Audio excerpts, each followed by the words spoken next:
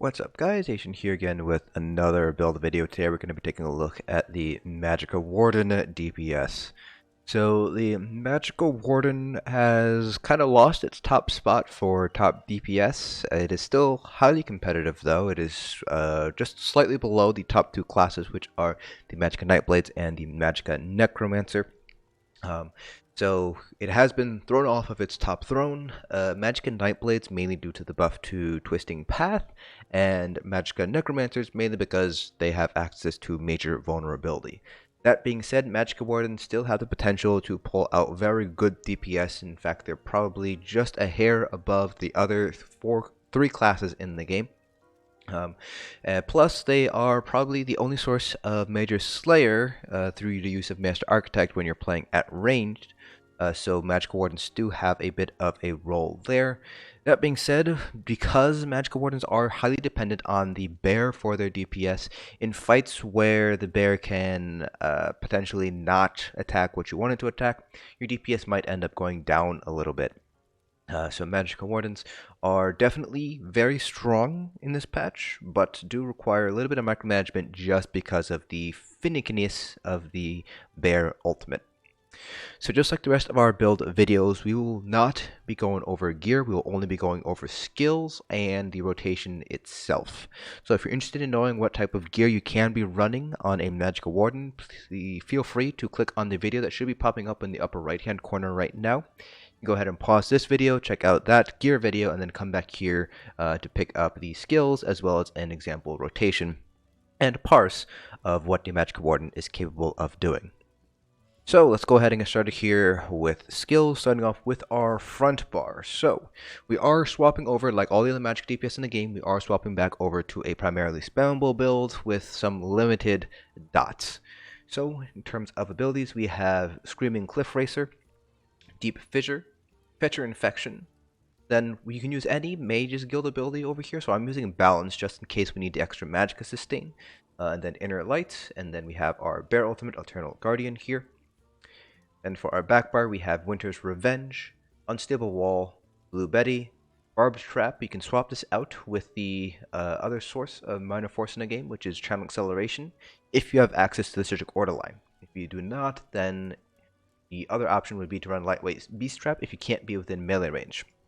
Lightweight's Beast Trap basically allows you to throw the trap out, so you'll be able to play at range while still maintaining that minor force. It does require you to use it more often because it lasts for 10 seconds versus 18 with Barbed Trap, so just keep that in mind if you use Lightweight's Beast Trap. But for those of you guys who don't have access to the Surgical Order line, that's the only way to get minor force when you're playing at ranged. And we have Degeneration on the back bar here, and Eternal Guardian again. We do need to double slot the Bear Pet for our ultimate. Now in terms of other abilities here, so you'll notice I don't have a shield at all, but you can easily replace an ability with a shield here. I'd probably say go ahead and drop Balance for your shield if you need a shield. So their shield options would be either Harness Magicka or Dampen Magic.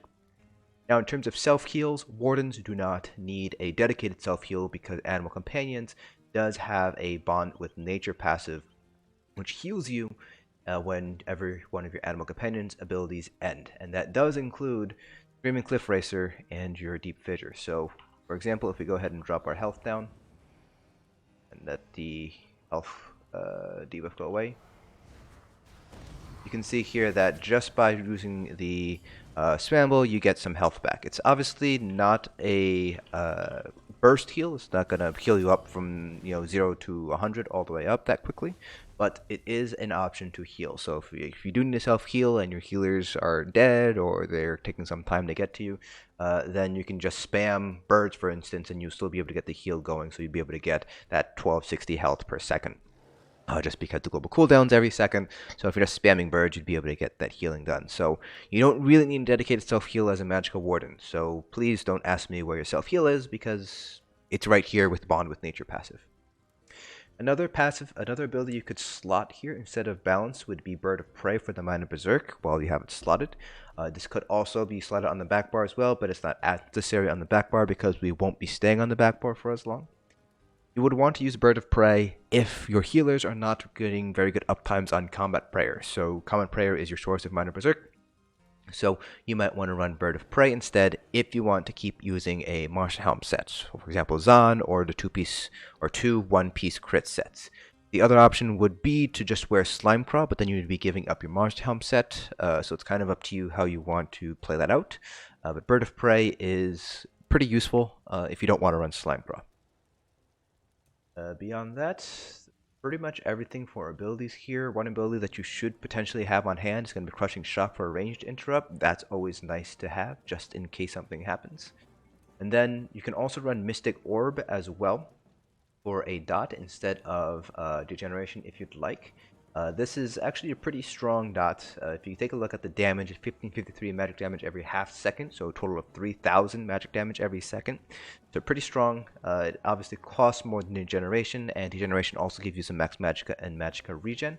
So that's just something to kind of trade off here. Mystic Orb is definitely a very strong ability here that you should try to pick up if you can. It's really great in trash fights, and for bosses with large hitboxes, Mystic Orb is definitely be able to get all ticks going on Mystic Orb that way.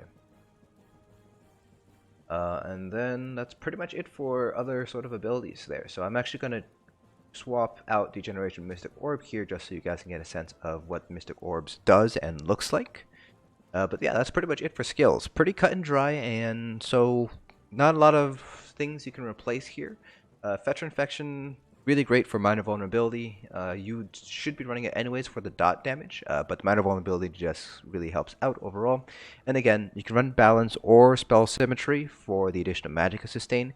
And Sustain has gone down in Dragonhold, so you might want to run this if you don't have a healer that's running something like Hollow Fang's Thirst or Worm that just helps out your overall Sustain, which is very important in Dragonhold now. So with all that said and done, we're going ahead and going to demo the rotation first. So unlike last patch where we were basically just maximizing our dots and just rotating through all of our dots, now that we're going back to more spammable oriented rotation, we are going to be centering our rotation around Deep Fissure. So you can pretty much treat this as a 3-second dot, so you can activate it, you'd be able to use 2 global cooldowns, and then you can activate it again. So that's kind of the whole premise of the rotation. Because of this, it is going to be a more dynamic rotation, just because our dots don't last for identical periods of time. So for example, Fetcher Infection lasts for 10 seconds, Unstable lasts for 10 seconds, Winter's Revenge lasts for 12, Barbed Trap is 18, Mystic Orb is 10, but if you are running Degeneration, that's also 12. So while some of them share cooldowns, not all of them do. So that's just something to keep in mind there. So it is going to be a little bit dynamic, so please don't ask me to write down the rotation because it is a dynamic rotation here with Deep Fissure. So the general rotation pretty much goes like this. You always want to make sure to have your Blue Betty up and then start off with whatever your source of minor force is. Just put down all your backbar dots. Then do Fetcher Infection, 2 global cooldowns. Then Fetcher Deep Fissure, then 2 global cooldowns.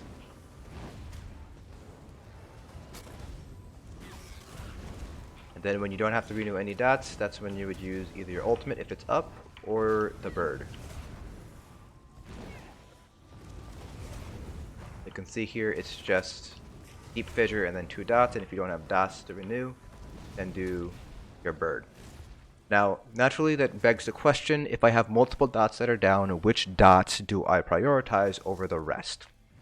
So here, the main dot you want to prioritize is going to be Unstable Wall of Elements for the BMA staff bonus to your light attacks.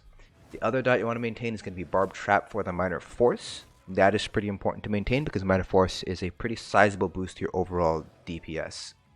From there, Winter's Revenge and Mystic Orb are going to be stronger dots than Fetcher Infection. So hopefully you have other sources of minor vulnerability, but if you don't, then Fetcher Infection is actually going to be bumped up the list to the 3rd most important dot because minor vulnerability is obviously a pretty nice debuff to have on hand. But if you already have another source of minor vulnerability, for example, another Warden healer is running Fetcher Infection, for example, or you have some shock damage glyphs, then you're going to want to maintain Winter's Revenge and Mystic Orb, because those are going to be your 2 strongest dots outside of Unstable Wall and Barbed Trap. So pretty much everything on the back bar is going to take priority over everything on the front bar here.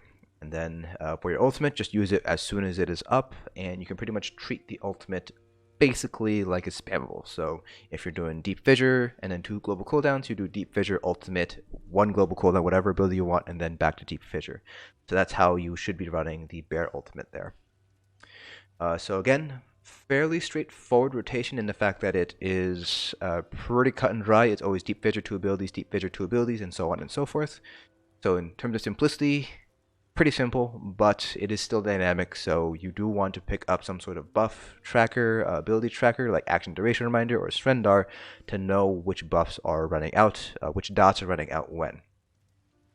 So with all that said and done, we're going to go ahead and do a 21 million dummy parse so you guys can get an idea of the amount of DPS that a Magicka Warden is able to pull here. Now, one thing I do want to point out with Mystic Orb is that it does travel, and so it's not guaranteed to get all ticks of Mystic Orbs on a trial dummy like this. For large bosses with large hitboxes, so a good example of this would be Olms, St. Olms in Asylum, or any of the dragons in Sunspire, you should be able to get all 20 ticks, so Mystic Orbs can have a total of 20 possible ticks, so 10 seconds every half second, so 20 ticks. You should be able to get 20 ticks on those large bosses, but here Mystic Orb is going to be a little bit lower than usual just because the target dummy does not have a very large hitbox compared to those bosses. So let's go ahead and get started here. And I will try to narrate throughout the parse as needed. So no dots, so we're going to use 2 birds. Do our dots.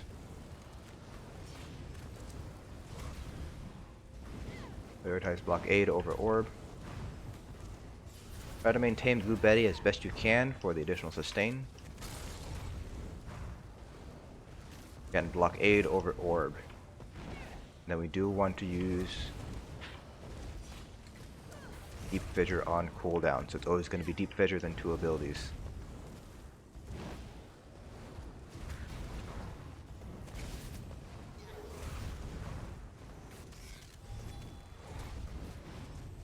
Blockade, Winter's Revenge, Trap, then the Orb. Don't want to lose that Minor Force uptime. A really powerful buff that we want to have on hand. So if I'm running out of Magicka here, see that I did use Balance there just to give myself some more Magicka back. If you're running Degeneration, you shouldn't need to use Balance here. I was able to do a full parse without using Balance, running Degeneration rather than Mystic Orb.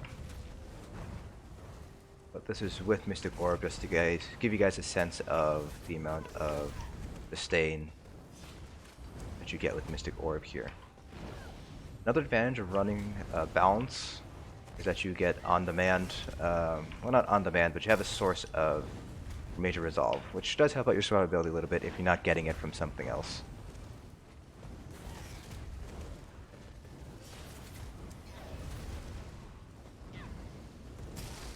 Now we are within melee range because we do need to be able to get Barbed Trap going. So that's why we're not standing further away to get that off balance proc from the birds spammable. So the birds can proc off balance if you're further than 8 meters away, if you're 8 meters or further away I should say. So if you're running something like Challenge Acceleration instead of Barbed Trap, then you can stand further away and get that off-balance proc going. There's another source of off-balance in the game, which is always nice to have.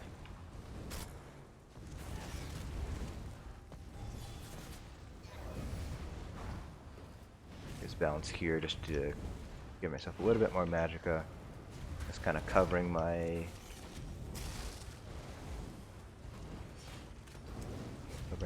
resources a little bit here, padding them up. Now we don't have any changes in execute at all.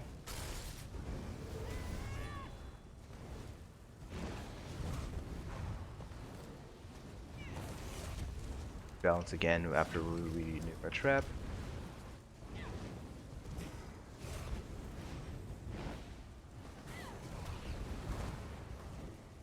Once we hit execute, there's no change to our rotation, you just maintain the same rotation that you have been. Wardens do not have an execute ability outside of your ultimate, which obviously is not a spamble, so can't exactly change up our rotation since we can't use our ultimate on demand. Another balance just to help pad out our resources.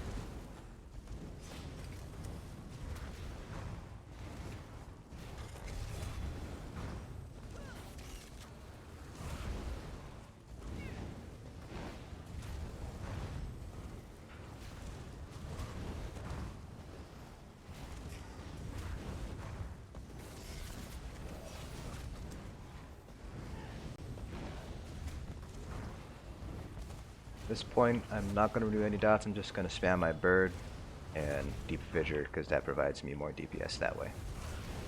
So there we go, that is the amount of DPS you can expect to pull with a Magicka Warden here. Pulling up comment metrics, hopefully I have it bound, yes I do. And we pulled 81.1k, or you can round it up to 0.2 if you prefer. So 81.1k, so pretty decent. Again, not going to be quite as strong as Magicka Nightblades and Magicka Necromancers, just because Necromancers have major vulnerability, but still really great DPS overall. If you guys compare it to other DPS, it's going to be about on par with Magicka Sorks, and a little bit stronger than Magicka Templars, and again, a little bit weaker than Magicka Wardens and Magicka Nightblades. I'm not sure, Magicka Wardens, Magicka Necromancers, and Magicka Nightblades. Mag DKs are kind of on a separate field just because they take up a melee slot instead of a ranged slot. So generally speaking, Magicka Wardens are in a decent spot right now. Again, they are overshadowed by Nightblades and Necromancers, but they are pretty comparable to Sorks, and if you ask me, they have a little bit of an easier rotation than Nightblades and Necromancers. Just because it's a very consistent Shulk's 2 abilities, Shulk's 2 abilities. They do have some issues with sustain, so we did have to use balance a few times here, so take a look. You have to use balance 6 times, so that's one of the main issues with the Magicka Warden compared to Nightblades and Necromancers. Sustain is a little bit worse, especially when compared to Magicka Nightblade. So just keep that in mind if you decide to go with the Magicka Warden, that you might need to use balance in order to fully sustain your rotation. But that concludes this build video. If you guys have any questions at all about the build itself, feel free to leave any questions down below. I'll try to answer them to the best of my ability. Hope you guys found this video informative, and I'll see you guys in the next dungeon.